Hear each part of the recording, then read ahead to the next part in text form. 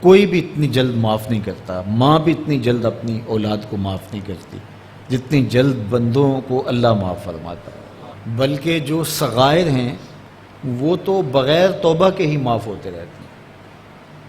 فرمایا کہ جب تم وضو کرتے ہو تو اعضائے وضو کے گناہ جھڑ جاتے ہیں وضو سے، اور ہمیں پتہ بھی نہیں ہوتا۔ بہت سارے صغیرہ گناہ ایسے بھی ہیں کہ ہم ان صغائر کا ادراک بھی نہیں کر پاتے، لیکن وہ ہمارے سے جڑے ہوئے ہوتے ہیں، اور اسی طرح جب وہ ہمارے سے جھڑتے ہیں تو ہمیں ادراک بھی نہیں ہوتا کہ وہ ہمارے ساتھ جڑے تھے اور ہمارے سے دور بھی ہو گئے اور ہمیں پاک صاف کر دیا گیا۔ ایک نماز سے دوسری نماز تک کا وقت درمیان کے اندر ہونے والے گناہوں کا کفارہ ہے۔ ایک جمعہ دوسرے جمعے تک، ایک رمضان دوسرے رمضان تک گناہوں کا کفارہ ہے۔ تو یہ اللہ کی کرم نوازیوں کے رنگ ہے۔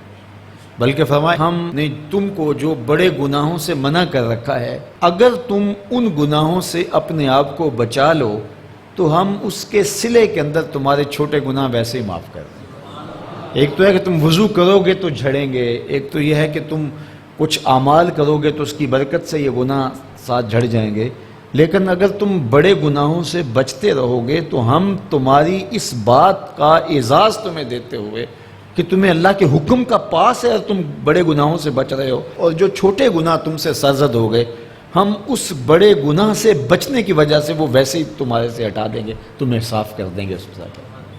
یہ کتنی کرم نوازیاں ہیں۔ اور اگر تم نیکیاں کرتے ہو تو نیکی بھی تمہارے گناہ کو مٹا دیتی ہے۔ اللہ کے محبوب علیہ السلام نے جو 3 وصیتیں کی تھی تو ان میں سے ایک وصیت یہ تھی کہ گناہ تم سے سرزد ہو جائے تو اس کے بعد تم نیکی کرو۔ کیوں؟ تم ہوہا، جو نیکی ہے وہ گناہ کو مٹا ڈالے گی۔ یہ کیسا اس کا الوہی انتظام ہے کہ ہمارے گناہوں کو مٹانے کے لیے کتنے سامان رکھیں۔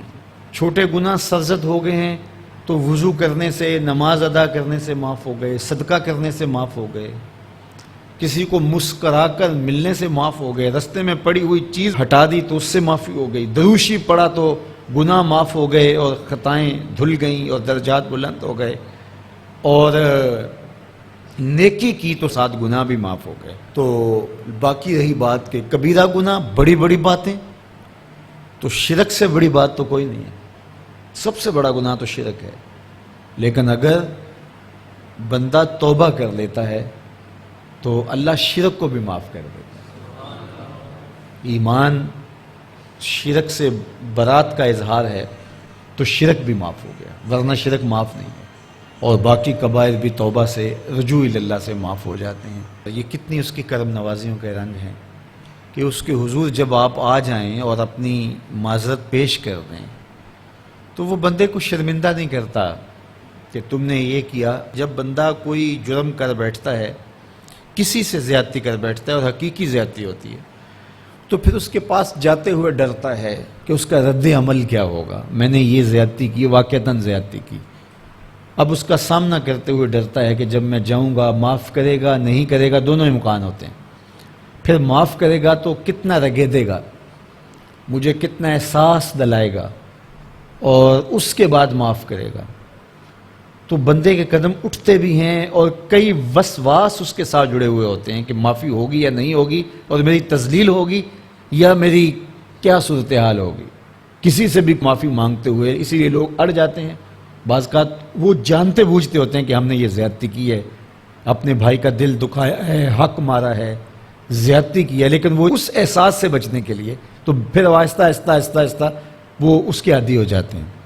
لیکن آپ اور میں گناہ کرتے ہیں تو گناہ کرنے کے بعد جب خیال پیدا ہوا کہ معافی مانگنی چاہیے، تو جب ہم وضو کر کے قدم اٹھاتے ہیں توبہ کے لیے تو ہمیں کوئی ایسا وسوسہ نہیں ہوتا کہ وہ معاف نہیں کرے گا۔ بلکہ حضرت داتا گنج بخش علی حجویری علیہ رحمہ کشف المعجوب میں ایک بزرگ کا قول نقل کیا کہ جس نے توبہ کی اللہ نے اسے معاف کر دیا۔ تو پھر ایک دوسرے بزرگ کا قول پیش کیا، کہا نہیں، ایسا نہیں ہے کہ جس نے توبہ کی اللہ نے اسے معاف کر دیا، بلکہ یہ ہے کہ جس کو اللہ نے معاف کرنا تھا اس کو توبہ کی توفیق دے دی۔ وہ خود کہتا نا کہ توبوا الی اللہ، میری طرف آؤ، رجوع کرو اور میری طرف آ کے اپنے گناہوں کی معافی مانگو، تو اللہ توبہ کے لیے بلا رہا ہے۔ تو جب بلا رہا ہے تو اس کا مطلب ہے معاف کر دیا تو بلا رہا ہے نا۔ اب اگر اس کے باوجود بھی کوئی نہیں آتا تو پھر اس کی حماقت اور اس کی بے وقوفی ہے.